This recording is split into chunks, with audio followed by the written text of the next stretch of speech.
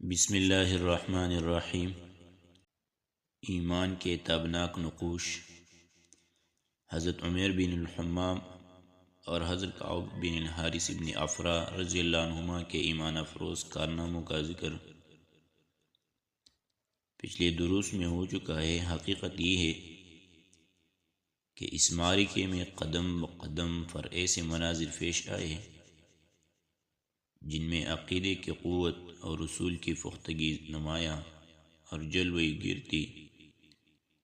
اس معرکے میں باپ اور بیٹے میں، بائی اور بائی میں صف آرائی ہوئی، اصولوں کے اختلاف اور تلواریں بے نیام ہوئے، اور مظلوم و مقہور نے ظالم و قاہر سے ٹکرا کر اپنے غصے کی آگ بجھائی۔ ابن عباس رضی اللہ عنہ سے روایت کہ نبی صلی اللہ علیہ وسلم نے صحابہ کرام سے فرمایا، مجھے معلوم ہے کہ بنو ہاشم وغیرہ کے کچھ لوگ زبردستی میدانی جنگ میں لائے گئے ہیں، انہیں ہماری جنگ سے کوئی سروکار نہیں ہے، لہذا بنو ہاشم کا کوئی آدمی کسی کی زد میں آ جائے تو اسے قتل نہ کرے، اور ابو البختری بن ہشام کسی کی زد میں آ جائے تو اسے قتل نہ کرے، اور عباس بن عبد المطلب کسی کی زد میں آ جائے تو وہ بھی انہیں قتل نہ کرے، کیونکہ وہ بالجبر لائے گئے ہیں۔ اس پر عتبہ کے صاحبزادے حضرت ابو حذیفہ رضی اللہ عنہ نے کہا کہ ہم اپنے باپ بیٹوں بھائیوں اور کنبے قبیلے کے لوگوں کو قتل کریں گے اور عباس کو چھوڑ دیں گے۔ خدا کی قسم، اگر اس سے میری مٹبھیڑ ہو گئی تو میں اسے تلوار کی لگام پہنا دوں گا۔ یہ خبر رسول اللہ صلی اللہ علیہ وسلم کو پہنچی تو آپ صلی اللہ علیہ وسلم نے عمر بن خطاب رضی اللہ عنہ سے فرمایا کہ رسول اللہ صلی اللہ علیہ وسلم کے چچا کے چہرے پر تلوار ماری جائے گی۔ حضرت عمر رضی اللہ عنہ نے کہا، یا رسول اللہ، مجھے چھوڑیے، میں تلوار سے اس شخص کی گردن اڑا دوں، کیونکہ بخدا یہ شخص منافق ہو گیا ہے۔ بعد میں ابو حذیفہ رضی اللہ عنہ نے کہا کرتے تھے، اس دن میں نے جو بات کہہ دی تھی اس کی وجہ سے میں مطمئن نہیں ہوں، برابر خوف لگا رہتا ہے، صرف یہی صورت ہے کہ میری شہادت اس کا کفارہ بن جائے اور بالآخر وہ یمامہ کی جنگ میں شہید ہو ہی گئے۔ ابو البختری کو قتل کرنے سے اس لیے منع کیا گیا تھا کہ مکے میں یہ شخص سب سے زیادہ رسول اللہ صلی اللہ علیہ وسلم کی اظہار رسانی سے اپنا ہاتھ روکے ہوئے تھا، آپ کو کسی قسم کی تکلیف نہ پہنچاتا تھا، اور نہ اس کی طرف سے کوئی ناگوار بات سننے میں آتی تھی، اور یہ ان لوگوں میں سے تھا جنہوں نے بنی ہاشم اور بنی مطلب کے بائیکاٹ کا صحیفہ چاک کیا تھا، لیکن سب کے باوجود ابو البختری قتل کر دیا گیا۔ ہوا یہ کہ حضرت زیر بن زیاد بلوی رضی اللہ عنہ سے اس کی مٹبھیڑ ہو گئی، اس کے ساتھ اس کا ایک اور ساتھی بھی تھا، دونوں ساتھ ساتھ لڑ رہے تھے۔ حضرت مجزر رضی اللہ عنہ نے کہا، ابو البختری، رسول اللہ صلی اللہ علیہ وسلم نے ہمیں آپ کو قتل کرنے سے منع کیا ہے۔ اس نے کہا، اور میرا ساتھی؟ حضرت مجزر نے کہا، نہیں، بخدا ہم آپ کے ساتھی کو نہیں چھوڑ سکتے۔ اس نے کہا، خدا کی قسم، تب میں اور وہ دونوں مریں گے۔ اس کے بعد دونوں نے لڑائی شروع کر دی، مجزر نے مجبوراً اسے بھی قتل کر دیا۔ مکے کے اندر جاہلیت کے زمانے سے حضرت عبد الرحمن بن عوف رضی اللہ عنہ اور امیہ بن خلف میں باہم دوستی تھی۔ جنگ بدر کے روز امیہ اپنے لڑکے علی کا ہاتھ پکڑے کھڑا تھا کہ اتنے میں ادھر سے حضرت عبد الرحمن بن عوف کا گزر ہوا۔ وہ دشمن سے کچھ زرہیں چھین کر لادے لیے جا رہے تھے۔ امیہ نے انہیں دیکھ کر کہا، کیا تم میری ضرورت ہے؟ میں تمہارے ان زروں سے بہتر ہوں۔ آج جیسا منظر تو میں نے دیکھا ہی نہیں، کیا تمہیں دودھ کی حاجت نہیں؟ مطلب یہ تھا کہ جو مجھے قید کرے گا میں اسے فدیے میں خوب 2 اونٹنیاں دوں گا۔ یہ سن کر عبد الرحمن بن عوف رضی اللہ عنہ نے زریں پھینک دی اور دونوں کو گرفتار کر کے آگے بڑھے۔ حضرت عبد الرحمن کہتے کہ میں امیہ اور اس کے بیٹے کے درمیان چل رہا تھا کہ امیہ نے پوچھا، آپ لوگوں میں وہ کون سا آدمی تھا جو اپنے سینے پر شترمرغ کا فر لگائے ہوئے تھا؟ میں نے کہا وہ حضرت حمزہ بن عبد المطلب رضی اللہ عنہ تھے۔ امیہ نے کہا یہی شخص ہے جس نے ہمارے اندر تباہی مچا رکھی تھی۔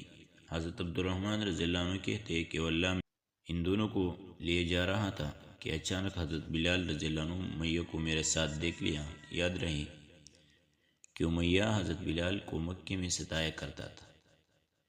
حضرت بلال رضی اللہ عنہ نے کہا، او کفار کا سرغن امیہ بن خلف، اب یا تو میں بچوں گا یا یہ بچے گا؟ میں نے کہا اے بلال یہ میرا قیدی ہے۔ انہوں نے کہا اب یا تو میرا ہوگا یا یہ رہے گا۔ پھر نہایت بلند آواز سے پکارا، اے اللہ کے انصارو، یہ رہا کفار کا سرغنہ امیہ بن خلف، اب یا تو میرا ہوگا یا یہ رہے گا۔ حضرت عبد الرحمن رضی اللہ عنہ کہتے کہ اتنے میں لوگوں نے ہمیں کنگن کی طرح گھیرے میں لے لیا۔ میں ان کا بچاؤ کر رہا تھا مگر ایک آدمی نے تلوار سون کر اس کے بیٹے کے پاؤں پر ضرب لگائی اور وہ تیوار کر گر گیا۔ ادھر امیہ نے اتنے زور کی چیخ ماری کہ میں نے ویسی چیخ کبھی سنی ہی نہیں تھی۔ میں نے کہا نکل بھاگو، مگر آج بھاگنے کی گنجائش نہیں، خدا کی قسم میں تمہارے کچھ کام نہیں آ سکتا۔ حضرت عبد الرحمن کا بیان ہے کہ لوگوں نے اپنی تلواروں سے ان دونوں کو کاٹ کر ان کا کام تمام کر دیا۔ اس کے بعد حضرت عبد الرحمن رضی اللہ عنہ کہا کرتے تھے، اللہ بلال فراہم کرے، میرے زریں بھی گئی اور میرے قیدی کے بارے میں مجھے تڑفا بھی دیا۔ زاد المعاد میں علامہ ابن قیم رحمہ اللہ نے لکھا ہے کہ حضرت عبد الرحمن بن عوف نے امیہ بن خلف سے کہا کہ گھٹنوں کے بل بیٹھ جاؤ۔ وہ بیٹھ گیا اور حضرت عبد الرحمن رضی اللہ عنہ نے اپنے آپ کو اس کے اوپر ڈال لیا، لیکن لوگوں نے نیچے سے تلوار مار کر امیہ کو قتل کر دیا۔ بعض تلواروں سے حضرت عبد الرحمن بن عوف کا پاؤں بھی زخمی ہو گیا۔ حضرت عمر بن الخطاب رضی اللہ عنہ نے اپنے ماموں عاصم بن ہشام بن مغیرہ کو قتل کیا۔ حضرت ابوبکر صدیق رضی اللہ عنہ نے اپنے بیٹے عبد الرحمن کو، جو اس وقت مشرکین کے ہمراہ تھے، پکار کر کہا، او خبیث، میرے اماں کہا ہے؟ عبد الرحمن نے کہا، ہتھیار، تیز رو گھوڑے اور اس تلوار کے سوا کچھ باقی نہیں جو بڑھاپے کی گمراہی کا خاتمہ کرتی ہے۔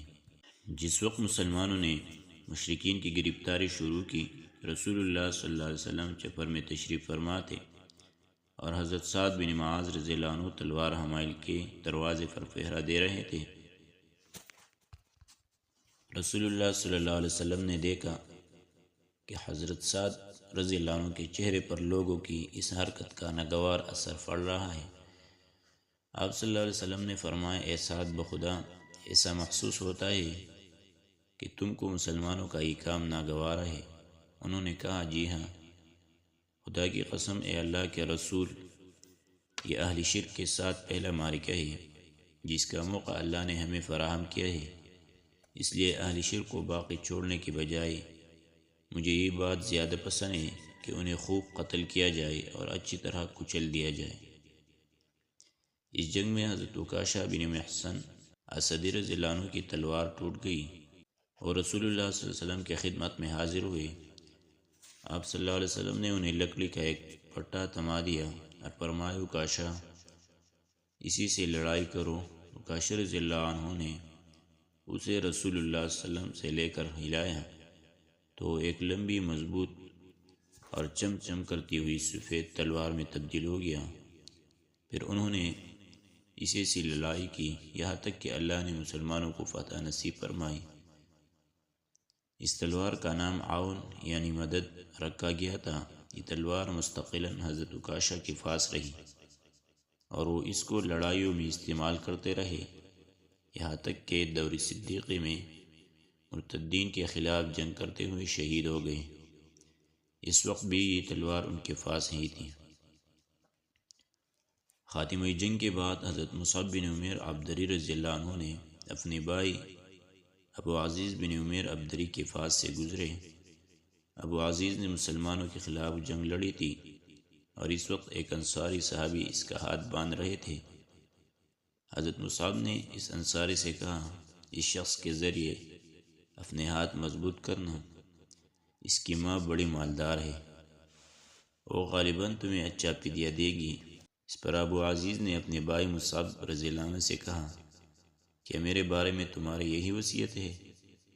حضرت مصعب رضی اللہ عنہ نے فرمایا، ہاں، تمہارے بجائے یہ انصاری میرا بھائی ہے۔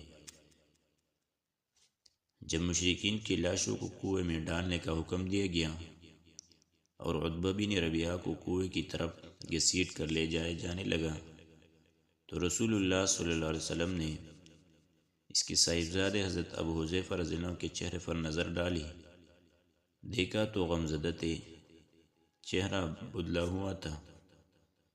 اب صلی اللہ علیہ وسلم نے فرمایا، ابو حذیفہ، غالباً اپنے والد کے سلسلے میں تمہارے دل کے اندر کچھ احساسات ہیں۔ انہوں نے کہا، نہیں واللہ یا رسول اللہ صلی اللہ علیہ وسلم، میرے اندر اپنے باپ کے بارے میں اور ان کے قتل کے بارے میں ذرا بھی لرزش نہیں ہے، البتہ میں اپنے باپ کے متعلق جانتا تھا کہ ان میں سوجھ بوجھ ہے، دوراندیشی اور فضل و کمال ہے، اس لیے میں آس لگائے بیٹھا تھا کہ یہ خوبیاں انہیں اسلام تک پہنچا دے گی، لیکن اب ان کا انجام دیکھ کر اور اپنی توقع کے خلاف کفر پر ان کا خاتمہ دیکھ کر مجھے افسوس ہے۔ اس پر رسول اللہ صلی اللہ علیہ وسلم نے حضرت ابو حذیفہ رضی اللہ عنہ کے حق میں دعائے خیر فرمائی اور ان سے بلی بات کہی۔ فریقین کے مقتولین۔ یہ معرکہ مشرکین کی شکست پاش اور مسلمانوں کی فتح مبین پر ختم ہوا اور اس میں 14 مسلمان شہید ہوئے، 6 مہاجرین میں سے اور 8 انصار میں سے، لیکن مشرکین کو بھاری نقصان اٹھانا پڑا۔ ان کے 70 آدمی مارے گئے اور 70 قید کیے گئے، جو عموماً قائد، سردار اور بڑے بڑے سربراہ حضرات تھے۔ خاتمہ جنگ کے بعد رسول اللہ صلی اللہ علیہ وسلم نے مقتولین کے پاس کھڑے ہو کر فرمایا، تم لوگ اپنے نبی کے لیے کتنا بڑا کنبہ اور قبیلہ تھے، تم نے مجھے جھٹلایا جبکہ اوروں نے میرے تصدیق کی، تم نے مجھے بے یار و مددگار چھوڑا جبکہ اوروں نے میری تائید کی، تم نے مجھے نکالا جبکہ اوروں نے مجھے فنا دی۔ اس کے بعد آپ نے حکم دیا اور انہیں گھسیٹ کر بدر کے کنویں میں ڈال دیا گیا۔ حضرت ابو طلحہ رضی اللہ عنہ سے روایت ہے کہ نبی صلی اللہ علیہ وسلم کے حکم سے بدر کے روز قریش کے 24 بڑے بڑے سرداروں کی لاشیں بدر کے ایک گندے خبیث کنویں میں پھینک دی گئی۔ آپ صلی اللہ علیہ وسلم کا دستور تھا کہ اب جب کسی قوم پر فتح یاب ہوتے تو 3 دن میدان جنگ میں قیام فرماتے۔ چنانچہ جب بدر میں 30واں دن آیا تو آپ صلی اللہ علیہ وسلم کے حسب الحکم آپ کی سواری پر کجاوا کسا گیا۔ اس کے بعد آپ صلی اللہ علیہ وسلم پیدل چلے اور پیچھے پیچھے صحابہ کرام بھی چلے، یہاں تک کہ آپ وسلم کنویں کے باہر پر کھڑے ہو گئے۔ پھر انہیں ان کا اور ان کے باپ کا نام لے لے کر پکارنا شروع کیا، اے فلاں بن فلاں اور اے فلاں بن فلاں، کیا تمہیں یہ بات خوش آتی ہے کہ تم نے اللہ اور اس کے رسول کی اطاعت کی ہوتی؟ کیونکہ ہم سے ہمارے رب نے جو وعدہ کیا تھا اسے ہم نے برحق پایا، تو کیا تم سے تمہارے رب نے جو وعدہ کیا تھا اسے تم نے برحق پایا؟ حضرت عمر رضی اللہ عنہ نے عرض کی، یا رسول اللہ، آپ ایسے جسم سے کیا باتیں کر رہے ہیں جن میں روح ہی نہیں؟ نبی صلی اللہ علیہ وسلم نے فرمایا، اس ذات کی قسم جس کے ہاتھ میں محمد صلی اللہ علیہ وسلم کی جان ہے، میں جو کچھ کہہ رہا ہوں اسے تم لوگ ان سے زیادہ نہیں سن رہے ہو، اور ایک روایت میں ہے کہ تم لوگ ان سے زیادہ سننے والے نہیں، لیکن یہ لوگ جواب نہیں دے سکتے۔ یہ رسول اللہ صلی اللہ علیہ وسلم کا معجزہ تھا۔